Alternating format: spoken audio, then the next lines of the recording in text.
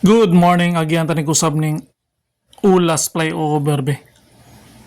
Ato lang sulayag agi dire kay murag kumpleto naman ning girder dire oh. Walo na ni kabuk. Tara. Oh. Busy kini sila dire ron karon no. Pero pwede pa man magian atong agi agsuway. Kay nag-operation sila oh. Daghan man og kanang boom crane. So operasyon tao sila no, operasyon na butang sa girder kini nga area pero magian pa man ilhaman na og nag-operate na kadili na napagyan. So karon nag-preparation pa sila sa pagtali aning kuano, tali aning girder kay pasaka na oh. Atong na-notice pito na nakabuk ikawalo ning nasa ubos. Oh. Ibutangay na ni walo nakabuk no, kompleto na gyud. Ambot asa kanina lagi nabuhat no, ginadala naman lang diri. So sa pagkakaroon tuloy-tuloy lang gyapon ang trabaho nila no.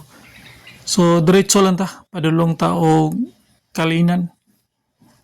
So dire lang kita niagi para ma-update nato ning project diri sa Ulas flyover no. So konkreto na gini diri banda nya magiagian na gyud ang isa ka lane na no. Ang portion pikas ginatrabaho pa man. Tuloy-tuloy lang gyapon na ilang pagsiminto, ilagi nang gipaspasan para magyan na gyud ang ubos. So nakita naton taas na notice na to na medyo ipangbutang na puto nila mga steel deck no. Steel deck mo nang ipambutang dia na kadaghan man to naabot ang mga materyales sa steel deck. So ipambutang na po na nila dia. So tuloy-tuloy lang gyapon ning mga trabaho ano. Oh.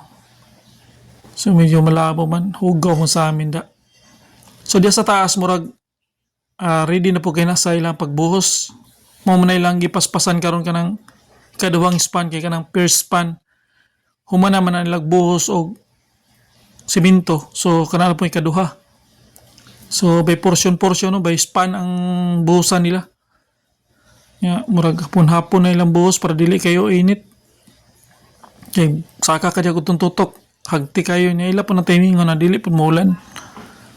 So dire daghan naman kayo mga modular blocks niya di pang ayos naman nila dire. Daghan kay to sa unag mga binakbak dire na mga simento karon gipang kuha na siguro kay wala naman kayo, hawa naman. So sa pagkakaroon na mo niya daghan po kayong mga culvert dire burnal. So ilan na yung butang niya no para tuloy-tuloy na padong nanindala na dito sa Bukidnon, Kalinan, Mintal, Bukidnon. So tuloy-tuloy na dito no. Diri lang mo nagsilbi site nila no sa mga materyales o kini mga tawag nila nga heavy equipment. So diri ra kutob no. Bali quick update lang ni diri sa Ulas Flyover Davao City. Grabe ka power.